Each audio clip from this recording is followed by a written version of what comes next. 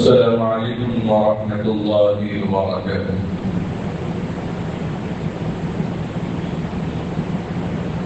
الحمد لله نحمده ونستعينه ونستغفره ونؤمن به ونتوكل عليه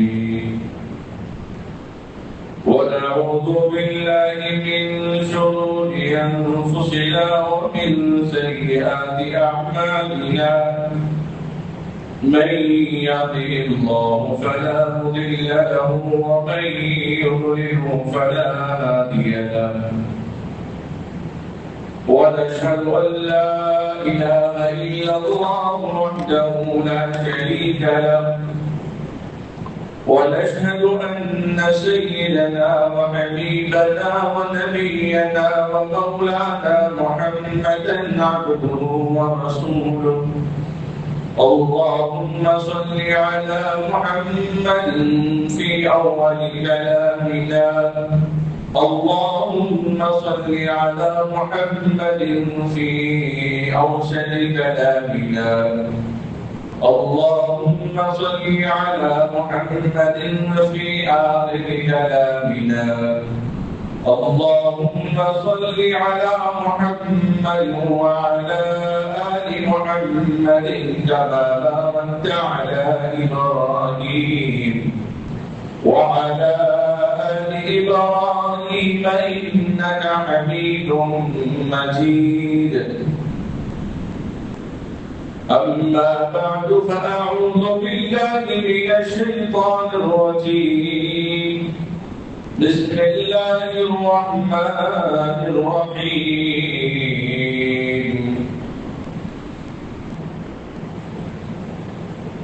اقرأ باسم ربك الذي خلق، خلق الإنسان من علق، اقرأ وربك الأكرم الذي علم بالقلم، علم الإنسان ما لم يعلم. وقال الله تبارك وتعالى في القرآن الكريم: إن السمع والبصر والفؤاد كل أولئك كان عنه مسؤولا. أما بعد فقد قال النبي صلى الله عليه وسلم: طلب العلم فريضة على كل مسلم ومسلمة. صدق الله مولانا العظيم وصدق رسوله النبي الكريم. نحن على ذلك من الشاهدين لمن الشاهدين والحمد لله رب العالمين. بارگاہ خداوندی میں جمعہ کے اس مبارک موقع پر صدق دل کے ساتھ، محبت کے ساتھ، عقیدت کے ساتھ، تواضع کے ساتھ، عاجزی اور انکساری کے ساتھ للہیت کے لیے ایک مرتبہ درود شریف پڑھ. اللهم صل على محمد وعلى آل محمد وبارك وسلم. اللہ تبارک و تعالیٰ کا بے انتہا فضل اور کرم ہے. اللہ تعالیٰ نے مجھے اور آپ کو اپنی عبادت کے لیے قبول فرمایا. جمعہ کا یہ مبارک دن جو عیدین سے بھی افضل ہے. اللہ نے دنیا میں انسان کو بنایا ہی عبادت کے لیے. جہاں ہے تیرے لیے تو نہیں جہاں کے لیے، جہاں ہے تیرے لیے تو نہیں جہاں کے لیے. ایک شاعر نے بڑے اچھے انداز میں بیان فرمایا: کھیتیاں سرسبز ہیں تیری غذا کے واسطے. پہلے بتا جہاں ہے تیرے لیے تو نہیں جہاں کے لیے، یعنی جہاں کو، اس کائنات کو، اس عالموں کو، اس دنیا کو اللہ نے انسان کے لیے بنایا ہے. پھر اللہ تبارک و تعالیٰ نے کہا کہ یہ جمادات، پہاڑ، سمندر، یہ بھی ہم نے انسان کے لیے پیدا کیا. کھیتیاں ہیں سرسبز تیری غذا کے واسطے. پھر اللہ نے ان ہریالی کو پیدا کیا، کھیتیاں پیدا کیا. ان کھیتیوں کو اللہ نے جانوروں کے لیے غذا بنایا. پھر ان جانوروں کو اللہ نے انسانوں کے لیے غذا بنایا. جیسے بقرعید نے اور روزہ برا ہم جانور ذبح کرتے ہیں، استعمال کرتے ہیں کھانے میں. پھر اللہ نے ایک بعد دیگر کو ایک پر ایک کو قربانی دی. جمادات کو نباتات کے لیے، نباتات کو حیوانات کے لیے، پھر حیوانات کو انسانوں کے لیے اللہ نے بنایا، اور انسان کو اللہ نے اپنی عبادت کے لیے بنایا. تو کہا کھیتیاں ہیں سرسبز تیری غذا کے واسطے، چاند سورج اور ستارے ہیں ضیاء کے واسطے. چاند سورج اور ستارے یہ روشنی کے لیے، یہ چمک کے لیے، ضیاء کے واسطے. پھر کہا بحر و بر، شمس و قمر، یہ سمندر، یہ زمین، شمس و قمر، یہ چاند سورج، شمع کے واسطے. یعنی ہماری زندگیاں کٹ رہی ہیں دن اور رات کے حساب سے، کبھی خشکی، کبھی تری، کبھی سورج سے، کبھی چاند سے. تو فرمایا شمس و قمر، بحر و بر، شمس و قمر اور شمع کے واسطے. یہ جہاں ہے تیرے لیے تو خدا کے لیے ہے. یہ جہاں ہے تیرے لیے ہے، جہاں تیرے لیے ہے اور تو خدا کے لیے ہے. اور اسی لیے اللہ نے قرآن کریم بیان فرمایا وَمَا خَلَقْتُ الْجِنَّ وَالْإِنسَ إِلَّا لِيَعْبُدُونِ. ہم نے جنات اور انسانوں کو اپنی عبادت کے لیے پیدا فرمایا.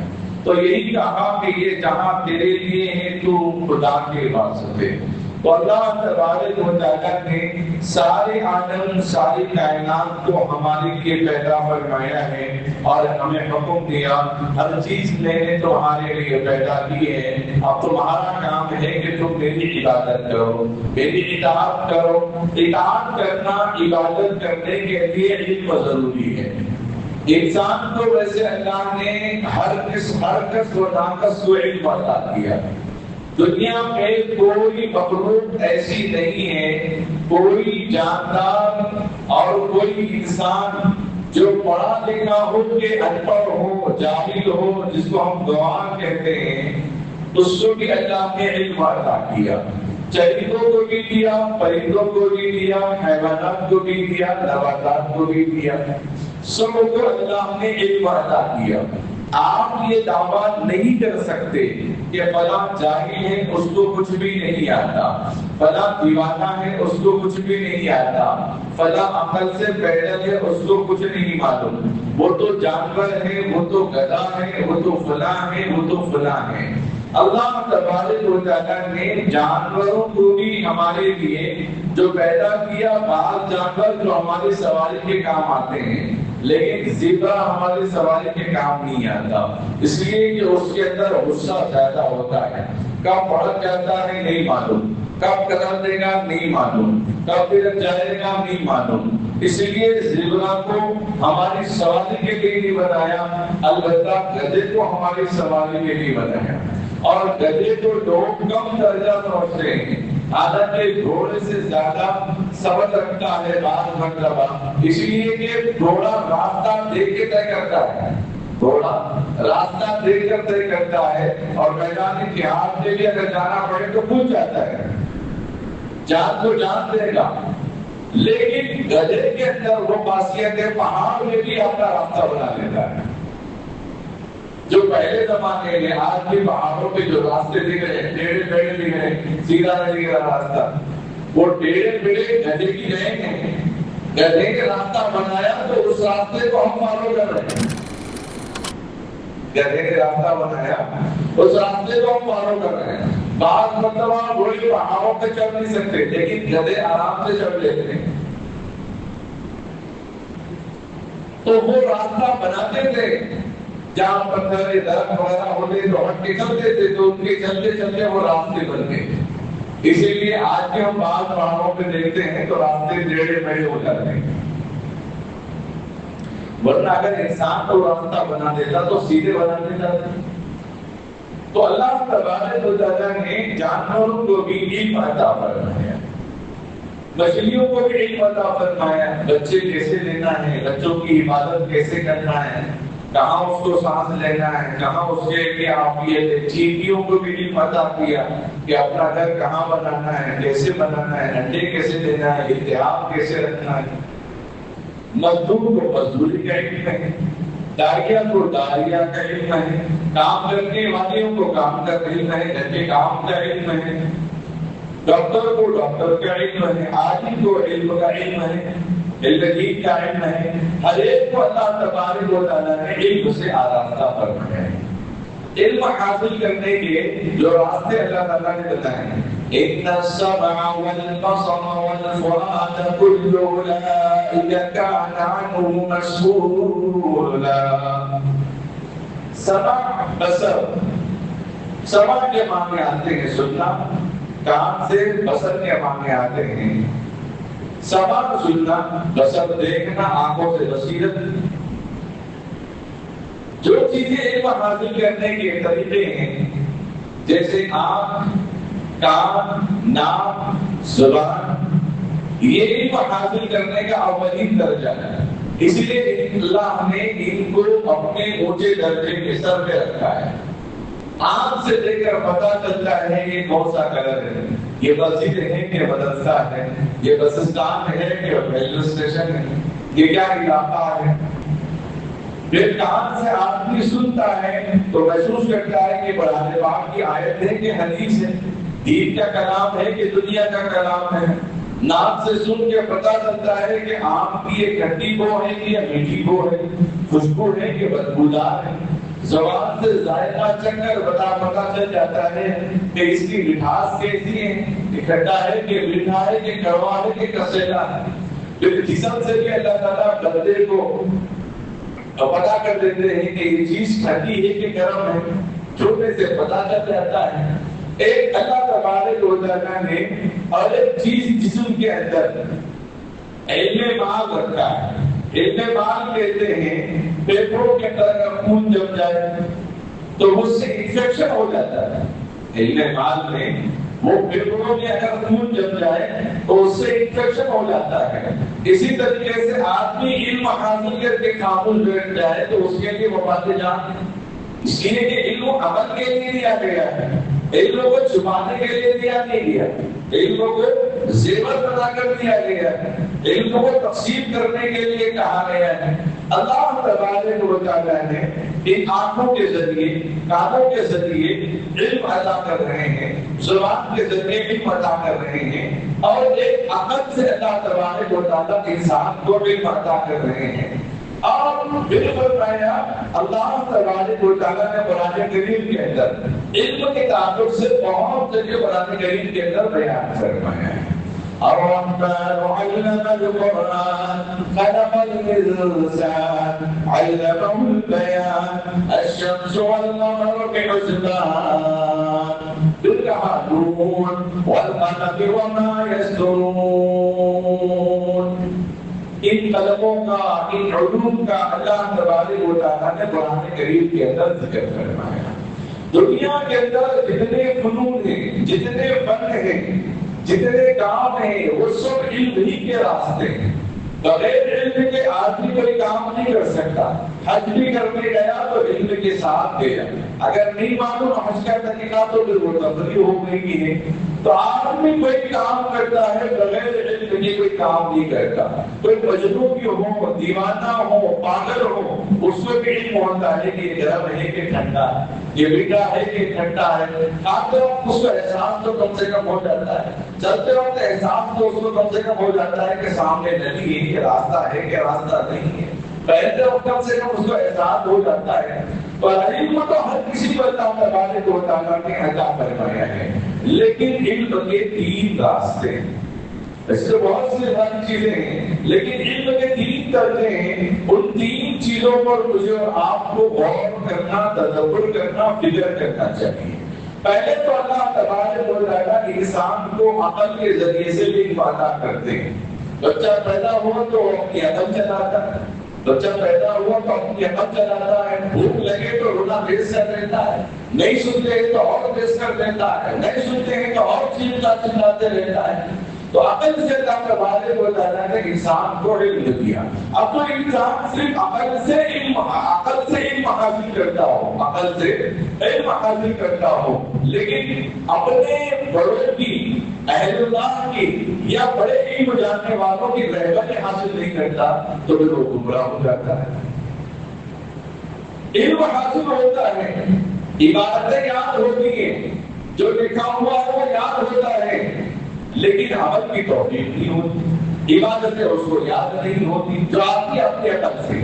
اس لیے بعض مرتبہ ہم دیکھتے ہیں جن کے ہوئیے سے نہ حافظ معلوم ہوتے ہیں، نہ عالم معلوم ہوتے ہیں، نہ کوئی دین سے جڑے معلوم ہوتے ہیں، لیکن ایسے سوالات اور ایسے جوابات دیتے ہیں کہ سننے والا تنگ رہ جاتا کہ کیا ایک زمانے میں یہ عالم تھا، ایسی باتیں کر رہا ہے۔ باتیں تو کرنے کی توفیق ہوگی، لیکن عبادتیں اس کے ہاتھ میں نہیں ہوگی، کیونکہ وہ اپنی عقل سے سوال کر رہا ہے، اپنی عقل سے جواب دے رہا ہے، اور علم حاصل بھی اس لیے کر رہا ہے کہ لوگ پوچھیں گے تو میں اپنا داؤ دکھاؤں گا، لوگ پوچھیں گے تو اپنا تجربہ دکھاؤں گا، اپنی صلاحیت وہاں پہ بنواؤں گا، اس لیے اس کو عبادت کی توفیق نہیں ہوتی ہے۔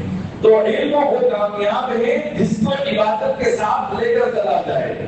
اور دوسری چیز علم وہ ہے جب انسان اس پر عمل کرتا ہے، یہ بہترین راستہ ہے، علم کے درجے میں یہ بہترین راستہ ہے۔ علم حاصل کرنے کے سلسلے میں اللہ تبارک و تعالیٰ نبی اکرم صلی اللہ علیہ وسلم نے قرآن پاک کے اندر، احادیث مبارکہ کے اندر، حدیث میں اللہ کے نبی علیہ السلام نے فرمایا طلب العلم فریضۃ علی کل مسلم و مسلمہ، ہر مسلمان مرد اور عورت کو اتنا علم حاصل کرنا ضروری ہے کہ وہ حلال اور حرام کو پہچان سکے، غلط اور صحیح کو پہچان سکے۔ ماں باپ کی ذمہ داری ہے اپنی اولاد سے پوچھیں کہ کون سے جانور حلال ہے، کون سا کھانا حلال ہے، کون سے جانور حرام ہے، کون سا کھانا حرام ہے، کون سا پیسہ جائز ہے، کون سا پیسہ جائز نہیں ہے، کون سی زندگی صحیح ہے، کون سی زندگی صحیح نہیں ہے۔ اگر بچہ بتا دے تو پھر باپ کو اطمینان کے ساتھ دینی چاہیے، اس نے ادب کی تعلیم دے دی، اس نے حلال اور حرام میں تمیز کرنے کی تعلیم دے دی، فرق کرنے کی تعلیم دے دی۔ اب آپ کی ذمہ داری یہاں مکمل ہو جاتی ہے، کیونکہ بچہ اس قابل بن گیا کہ طرز عمل کرتے زندگی کیا ہے، حلال اور حرام کیا ہے، ابھی بچے کو معلوم ہو گیا۔ اگر وہ بڑا ہو جائے اور کبیر ہو جائے تو پھر وہ نکاح کے قابل بن جاتا ہے، نکاح کے وہ قابل بن جاتا ہے۔ تو پہلا درجہ یہ ہے کہ آدمی اپنے ذہن سے تو علم حاصل کر لیتا ہے، لیکن عمل کی توفیق نہیں ہوتی، عبادتیں یاد ہوتی ہیں، لائن یاد ہوتے ہیں، بورڈ میں کیا لکھا ہوا ہے وہ یاد ہوتا ہے، لیکن عمل کی توفیق نہیں ہوتی ہے۔ اسی لیے عمل کا راستہ اختیار کرنا چاہیے۔ اور تیسرا درجہ علم کا یہ ہے کہ آدمی گناہوں سے بچتا ہے۔ علم ہے تبھی تو گناہوں سے بچتا ہے، اگر علم نہ ہوتا تو گناہوں سے کیوں بچتا؟ علم نہ ہوتا تو اس کو کیسے معلوم ہوتا کہ یہ غلط ہے؟ علم نہ ہوتا تو اس کو کیسے پتا چلتا کہ اس پر عمل کرنا گناہ ہے؟ تو یہ بھی ایک حصول علم کا ذریعہ ہے، یہ بھی ایک علم سے محبت ہے، یہ بھی ایک علم کا درجہ ہے۔ گناہوں سے بچنا یہ بھی علم ہے، گناہوں سے بچنا یہ بھی ایک علم ہے جو اللہ نے انسان کو بتا دیا۔ قربانی میں لوگ کیا کہتے ہیں، ایسے جانور کی ہم قربانی نہیں دیں گے، ویسے جانور کی قربانی نہیں دیں گے، ہم تو ایسے جانور کی قربانی دیں گے۔ علم نہیں تو ہے جو جہالت سے دور کر رہا ہے، غلط طریقے سے روک رہا ہے، وہ علم ہی تو ہے۔ تو اللہ تبارک و تعالیٰ نے قرآن کریم کے اندر جو پہلا جملہ ذکر فرمایا ہے، پہلا جملہ فرمایا ہے بسم ربک الذی خلق، پہلی آیت، پہلا کلام، پہلا لفظ، پہلا شبد اللہ نے جو قرآن میں نازل کیا وہ پڑھنے کا حکم دیا، اسی لیے کہ اپنی پڑھائی کے ذریعے سے ہی انسان اپنی جہالت کو دور کر سکتا ہے۔ جو لوگ یہ سمجھتے ہیں کیونکہ غیر مسلموں میں جن علاقوں میں مسلمان نامور نہ ہوں، پڑھے لکھے نہ ہوں، تو وہ لوگ یہ واقعہ بچاتے ہیں کہ مسلمانوں میں کم پڑھے لکھے لوگ ہوتے ہیں، جبکہ قرآن نے، شریعت نے، اسلام نے، دین نے، خدا کا فرمان، نبی کی تعلیم ہم کو یہ پیغام دیا گیا ہے کہ سب سے پہلے اپنے بچے کو پڑھاؤ۔ تہذیب کیا ہے، تمیز کیا ہے، اخلاق کیا ہے، تعلیم کیا ہے، کردار کیا ہے، افعال کیا ہے، اقوال کیا ہے، معاملات کیا ہے، لین دین کیا ہے، اور اصل علم وہ ہے جو ہمیں اللہ سے ملاتے ہیں۔ اصل علم وہ ہے جو اللہ کی معرفت ہو، اللہ کی پہچان ہو، جس علم سے اللہ کی بڑائی ہو، جس علم سے اللہ کی پہچان ہو، جس علم سے اللہ کی معرفت انسان کے دلوں میں پیدا ہو جاتی ہو۔ اسی لیے قرآن نے پہلے کہا کہ پڑھو تاکہ تمہیں پتہ تو چلے۔ قرآن نے یہ نہیں کہا کہ آنکھ بند کر کے ان کے تابع ہو جاؤ، آنکھ بند کر کے انہوں جو بولے جیسا بولے ویسے ہی کرتے جاؤ، وہ جو بولے جیسا بولے ویسے ہی کرتے جاؤ۔ یہ حکم نہیں دیا قرآن نے، یہ کہا کہ اپنا دماغ لگاؤ، اپنا ذہن لڑاؤ، اپنے آپ کے علم میں جھونکو، پڑھو کہ اللہ کا کلام کیا ہے، نبی کا فرمان کیا ہے، صحابہ کا عمل کیا ہے، ابدال کے معمولات کیا ہیں، اور زمانہ کیا ہے۔ وَالْعَصْرِ إِنَّ الْإِنسَانَ لَفِي خُسْرٍ، پڑھو زمانے کو، زمانہ کیا ہے، پچھلے حالات کو بھی پڑھو، دور موجودہ دور کو بھی پڑھو، آنے والے حالات کیا ہے اس کو بھی پڑھو، جہنم کو بھی پڑھو، قیامت کو پڑھو، جوان ہے تو بڑھاپے کو پڑھو، اگر جوان ہے تو بڑھاپے کو پڑھو، بچپن ہے تو جوانی کو پڑھو، آگے کیا ہونا ہے، کیا کرنا ہے، کیسی زندگی گزارنا ہے، کیسے معاملات میں چاہے تو اس موقع پر کیا کرنا ہے۔ قرآن نے حکم دیا ان چیزوں کو پڑھو۔ علم سے محبت پیدا ہو، علم کے ساتھ عمل کا جذبہ ہو، علم سے محبت پیدا ہو، علم کے ساتھ عمل کا جذبہ پیدا ہو، اور جناب علم کے لیے کوئی عمر قید نہیں، علم کے لیے کوئی عمر قید نہیں۔ اس زمانے میں میں اب کیا پڑھوں، درسگاہ نبوت میں صلی اللہ علیہ وسلم ہر چھوٹا بھی ہوتا، بڑا بھی ہوتا۔ آج بھی مدارس میں آپ جا کر دیکھیں، ایک 10 سال کا بچہ بیٹھا ہوا ہے، 10واں پارہ حفظ کر رہا ہے، اس کے بعد بغل میں اور ایک بچہ بیٹھا ہوا ہے جس کی عمر 24 سال ہے، وہ بھی 10واں پارہ پڑھ رہا ہے۔ اب دونوں اگلے 20 سال ملیں گے، اگلے 20 سال کے بعد اس کی 30 سال عمر ہو جائے گی، اس کی 50 سال عمر ہو جائے گی۔ وہ 50 سال عمر والے سے کہے گا کہ مولانا عبداللہ صاحب جو بڑے بزرگ ہیں، یہ میرے درسی ساتھی ہیں، وہ لوگ بولے کہ یہ کلاس میٹ کیسے ہو سکتے ہیں، ایک کی عمر تو 30 سال ہے اور ایک کی عمر تو 50 سال سے زائد ہے۔ تو یہ خاصیت ہے درسگاہ نبوت کی۔ علم کے لیے الگ الگ عمر کو تقسیم نہیں کیا گیا، علم کے لیے الگ الگ عمر کو شریعت نے تقسیم نہیں کیا۔ علم کی انتہا بھی نہیں ہے کہ یہ ختم ہو گیا اور اس کے بعد اب کوئی پڑھنے کی ضرورت نہیں ہے، اب کیا لوگ کی تعلیم کا حکم دے دیا۔ حضرت موسیٰ علیہ نبینا علیہ السلام، ایک مرتبہ اللہ نے پوچھا کہ موسیٰ سب سے زیادہ علم والے کون ہیں، سب سے زیادہ جاننے والے کون ہیں؟ تو موسیٰ علیہ السلام نے کہا کہ اللہ میں ہوں، جو کہ زمین والوں پہ سوال ہوگا، آسمان والوں کے بارے میں سوال نہیں ہوا۔ تو موسیٰ علیہ السلام نے کہا کہ اللہ میں ہوں، تو چونکہ موسیٰ علیہ السلام کا جواب بھی صحیح ہے، روئے زمین پر سب سے زیادہ علم رکھنے والا ایک نبی ہو سکتا ہے، اس سے بڑھ کر کوئی نہیں ہو سکتا، اس لیے کہ اس سے اللہ تعالیٰ فرشتوں کے ذریعے براہ راست وحی نازل کرتے ہیں۔ تو اللہ تعالیٰ نے فرمایا کہ نہیں، ایک اور بندہ بھی ہے جو علم والا ہے، تو موسیٰ علیہ السلام کے اندر فوراً جذبہ پیدا ہوا۔ الگ روایتیں جو مقصد ہے وہ میں بتا رہا ہوں۔ ایک اور بندہ بھی جس کو میں نے علم عطا کیا، موسیٰ علیہ السلام کے اندر فوراً علم کا جذبہ پیدا ہوا، حالانکہ وہ نبی ہے، علم کا جذبہ پیدا ہوا۔ تو پھر اللہ تعالیٰ نے کہا کہ ٹھیک ہے، خضر علیہ السلام سے ملاقات کرو۔ اب خضر علیہ السلام سے ملاقات کرنے کے لیے نکلے۔ اب یہ نبی ہے، وہ خضر علیہ السلام کے پاس جا رہے ہیں، جو سورہ کہف کے اندر واقعات کو بیان کیا گیا ہے، پورا موضوع نہیں ہے، مجھے صرف اتنا بتانا ہے خضر علیہ السلام کے ساتھ سفر میں گئے، کشتی کو دیکھا تو وہ ڈوب رہی، تو تختے کو توڑ دیا تو روکا، بچے کو قتل کیا تو روکا، دیوار گر رہی تھی تو اس سے روکا۔ اب چونکہ نبی نرم مزاج کا ہوتا ہے، نبی نرم مزاج کا ہوتا تھا، اللہ تعالیٰ نے خضر علیہ السلام کو ایک الگ ہی لیول تعلیم کو دیا تھا۔ اللہ کے نبی علیہ السلام فرمائے کہ کاش موسیٰ علیہ السلام کو یہ اور سمجھ کرتے اور راز کی باتیں ہمیں معلوم ہو جاتی، اور راز کی باتیں ہمیں معلوم ہو جاتی۔ تو اللہ تبارک و تعالیٰ نے علم کو دولت قرار دیا ہے اور علم کو ایک زیور قرار دیا ہے۔ علم ایک پہچان ہے، علم ایک مقام ہے، علم ایک مرتبہ ہے، علم ایک نور ہے۔ علم کو ایک نور قرار دیا گیا ہے۔ آپ کی علم حاصل کرتا ہے تو طریقے زندگی اس کو معلوم ہو جاتی ہے، طرز زندگی اس کو معلوم ہو جاتی ہے۔ علم کو ایک زیور قرار دیا اور کہاں علم وہ دولت ہے جو لٹانے سے لٹتی نہیں، علم وہ دولت ہے جو لٹانے سے لٹتی نہیں، علم وہ دولت ہے جو گھٹانے سے گھٹتی نہیں، علم وہ دولت ہے جو لٹانے سے لٹتی نہیں۔ مولانا صاحب ذرا سماعت کیجیے نا، بار بار اشارے کرتے جا رہے ہیں۔ اللهم صل على محمد وعلى آل محمد وبارك وسلم۔ ادھر دیکھیے تقریبا کنارے میں لکھ لیا اللهم صل على محمد وعلى آل محمد وبارك وسلم۔ علم وہ دولت ہے جو لٹانے سے لٹتی نہیں، علم وہ دولت ہے جو لٹانے سے گھٹتی نہیں۔ اگر کسی کو سورہ فاتحہ یاد ہو، کوئی کہے کہ میں آپ سے سورہ فاتحہ چھین لوں گا، کہاں سے وہ چھین لے گا؟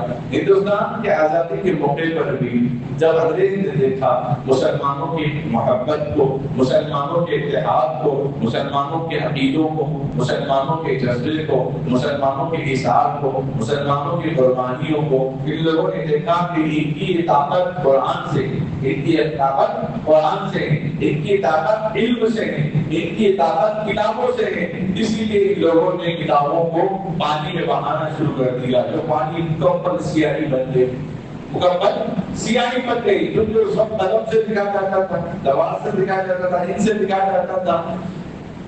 کل ایک نگاہ کے اندر ایک زبردست شاعری نظم لے کر آئے تھے صاحب، انک میں ڈبو کر لکھنے کی، تو میں پوچھا کہ واٹر پروف لے کیا؟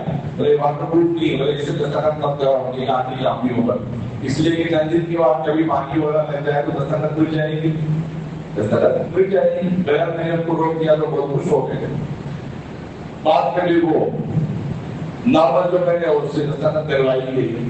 تو میں نے یہاں تو کتابوں کو، قرآنوں کو جو سیاہی سے لکھے گئے تھے ان کو پانی میں بہا دیا گیا، پانی پورا سیاہی سیاہی بن رہا ہے۔ تو سب کے علامہ بڑے شیخ عالم حافظ انہوں نے کھڑے ہو کر اپنے بچوں سے کہا بچوں پڑھو قرآن، کوئی سورہ فاتحہ پڑھ رہا ہے، کوئی سورہ بقرہ پڑھ رہا ہے، کوئی سورہ یاسین پڑھ رہا ہے، کوئی سورہ رحمان پڑھ رہا ہے، کوئی سورہ کہف پڑھ رہا ہے، کوئی سورہ واقعات سے لطف پڑھ رہا ہے۔ انگریز سر جھکایا اور کہہ رہا ہے ہائے افسوس، ان کتابوں کو پانی میں بہانے سے کیا ہوگا؟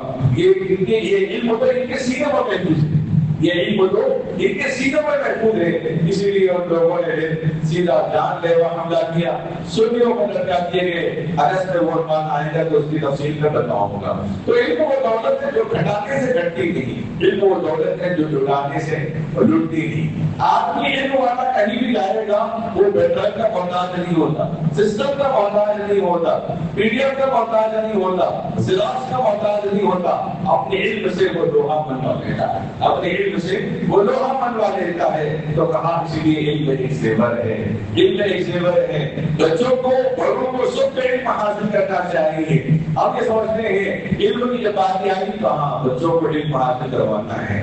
درجہ ہے نبوت میں صفہ درجے پر جو علم حاصل کرنے والے آتے تھے وہاں بڑے بڑے صحابہ بھی ہوتے تھے، کم عمر کے صحابہ بھی ہوتے تھے، بچے بھی وہاں پہ ہوتے تھے۔ جس طرح سب پہ کھڑے ہیں، عمر کی کوئی قید نہیں، رنگ کی کوئی قید نہیں، ذات کی کوئی قید نہیں، نام کی کوئی قید نہیں، اسی طرح درجہ نبوت میں مختلف لوگ بیٹھ کر نبی علیہ السلام سے علم حاصل کرتے ہیں۔ صحابہ اپنے علم کو دوسروں تک پہنچایا کرتے تھے۔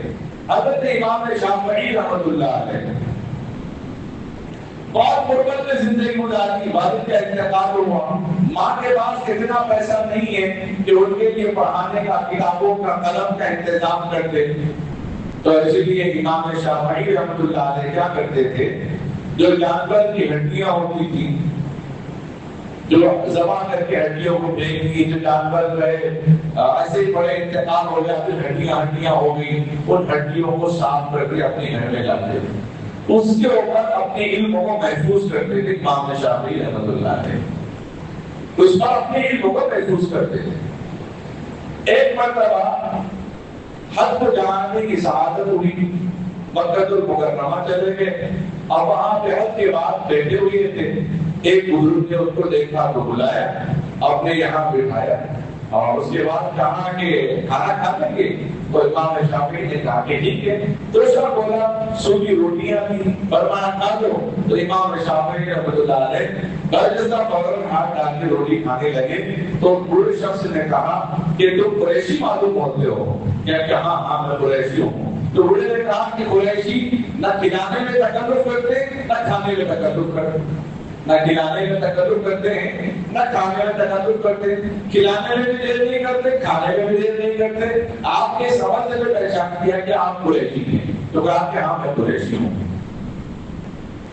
تو امام شافعی رحمۃ اللہ علیہ کچھ فرما رہے تھے، تو بوڑھے آدمی جو بڑے بزرگ تھے دیکھ کر سمجھ گئے، کہا کہ آپ علم کا جذبہ رکھتے ہیں، علم حاصل کرنے کا آپ کے اندر شوق ہے۔ تو نوجوان جب عمر تھے امام شافعی کہا کہ ہاں میرے اندر علم حاصل کرنے کا جذبہ ہے، تو کہنے لگے کہ مدینہ جاؤ گے؟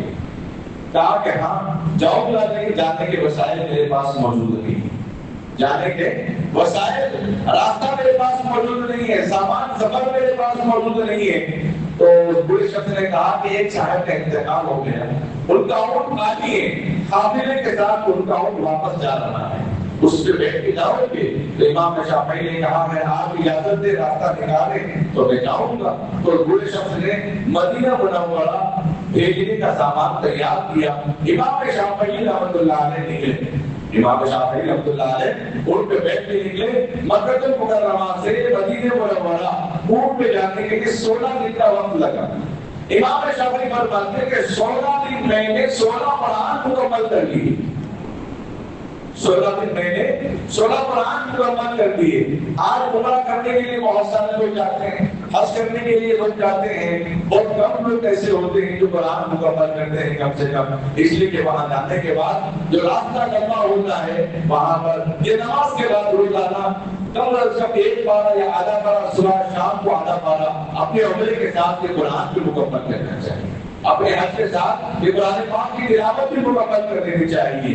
عبادت کا کما ہم سے ادا نہیں ہوتا، بس جیسے کہ ہماری عبادت کو اللہ ہی قبول کرنے والے ہیں، اللہ ہی قبول کرنے والے ہیں۔ تو امام شافعی رحمۃ اللہ علیہ مدینہ منورہ پہنچ گئے، اور چونکہ وہ کسی اور کی ملکیت تھی وہ چلا گیا، آپ مسجد نبوی کے اندر نماز کے لیے ٹھہرے رہے۔ نماز کے بعد ایک حلقہ لگا، ان میں سے ایک نہایت الاعظم شخص کھڑا ہوا اور قال رسول اللہ صلی اللہ علیہ وسلم، حدیث کا درس ہوتا ہے مسجد نبوی میں آج بھی، مکہ المکرمہ میں آج بھی قرآن کا درس ہوتا ہے، حدیث کا درس ہوتا ہے، اور تقریباً مساجد میں اس کا اہتمام ہوتا ہے۔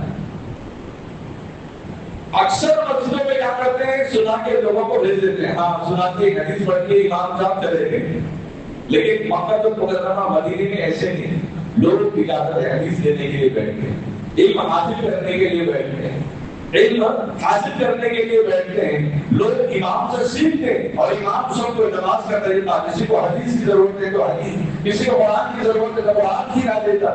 تو وہ نہایت قدامت شخص جب کھڑا ہوا، جب اس نے کہا کہ قال رسول اللہ صلی اللہ علیہ وسلم، تو امام شافعی رحمۃ اللہ علیہ دل میں سمجھ گئے ہاں یہ امام مالک کی ہو سکتے ہیں، یہ امام مالک کی ہو سکتے ہیں جو آپ صلی اللہ علیہ وسلم کے خاندان کے ہیں۔ اور حدیث کا جب درس ہو رہا تھا تو سارے طلبہ جو علم حاصل کرنے کے لیے اسٹوڈنٹس جو ہے اسٹوڈنٹس وہ سب اپنی اپنی کتابیں اپنے اپنے پیپر نکال کر، کوئی چمڑے کا کوئی بنا بنا نکال کے نوٹ کر رہا ہے، لیکن امام شافعی کے پاس کچھ بھی نہیں ہے، لکھنے کے لیے نہ قلم ہے، نہ سیاہی ہے، نہ کوئی کاغذ ہے، نہ کوئی ہڈی ہے، تو ایک ٹیکا ملا لکڑی کا، وہ ٹیکے کو اٹھایا اپنی ہتھیلی پہ لکھنے لگے، ایک نہیں ہے اپنے ہتھیلی پہ لکھنے لگے۔ جب 10 مکمل ہو گیا، سارے لوگ بچے بریک میں چلے گئے، تو امام شافعی ایسے ہی بیٹھے رہے۔ تو جب نظر پڑی امام مالک کی امام شافعی پر، تو امام شافعی کو بلایا کہ ذرا ادھر جوان۔ امام شافعی رحمۃ اللہ علیہ کو قریب ہوئے تو امام مالک نے پوچھا کہ تم ہاتھ میں کیا لکھ رہے تھے؟ کہا کہ میں حدیث لکھ رہا تھا، جو آپ قبلہ دکھا رہے تھے، ڈکٹیشن کرا رہے تھے، حدیث سنا رہے تھے، وہ میں حدیث لکھ رہا تھا۔ تو امام مالک رحمۃ اللہ نے کہا کہ ذرا ہتھیلی بتاؤ، اور ہتھیلی کو جب آگے کیا تو امام مالک کو دیکھے اور رنج ختم ہو گئے، غصہ ہو گئے، میرے خفا ہو گئے، ناراض ہو گئے، کہا کہ آپ نے کچھ لکھا ہوا نہیں ہے، آپ نے کچھ لکھا ہوا نہیں ہے۔ تو امام شافعی کہنے لگے آپ نے جو کچھ کہا، جو کچھ پڑھایا، اس کو میں نے اپنے دل میں لکھ لیا، اس کو میں نے اپنے دل میں لکھ لیا۔ تو امام مالک رحمۃ اللہ علیہ فرما رہے ہیں ٹھیک ہے، جتنی میں نے حدیثیں پڑھائی ہیں، 100 حدیثیں پڑھائی ہیں، ان میں سے کم سے کم بتا دو، کچھ خلاصہ بتا دو، تاکہ مجھے اطمینان ہو کہ تم نے سنا، تم نے سمجھا، تم نے یاد کیا۔ تو امام شافعی رحمۃ اللہ علیہ قال رسول اللہ صلی اللہ علیہ وسلم کہہ کر ہو جس طریقے سے امام مالک رحمۃ اللہ علیہ نے حدیث کو شروع کیا تھا، اسی طریقے سے حدیث کو پڑھا، متن کو پڑھا، متن کے اور حاشیے کو پڑھا۔ حاشیے کہتے ہیں کتاب میں ہوتی ہے اصل، اس کے سائڈ میں بریکٹ میں لکھا ہوا ہوتا ہے خلاصے کے بارے میں، حاشیہ جس کو کہتے ہیں۔ تو امام شافعی رحمۃ اللہ علیہ 100 حدیثیں مدد کے ساتھ سنا رہے ہیں اور حاشیے میں سنا رہے ہیں، روایت بھی بتا رہے ہیں، سند بھی بتا رہے ہیں کہ حدیث کی کہ فلاں راوی کے فلاں سند ہے، فلاں راوی کے بارے میں فلاں بات آپ نے کہی ہے۔ یہ ساری 100 حدیثیں آپ نے سنائی، سارے طلباء دیکھ کر دنگ رہ گئے، سارے طلباء دیکھ کر دنگ رہ گئے۔ امام مالک رحمۃ اللہ علیہ نے اپنے سینے سے لگایا، پھر شاگردی اختیار فرمائی امام شافعی رحمۃ اللہ علیہ نے امام مالک رحمۃ اللہ علیہ سے۔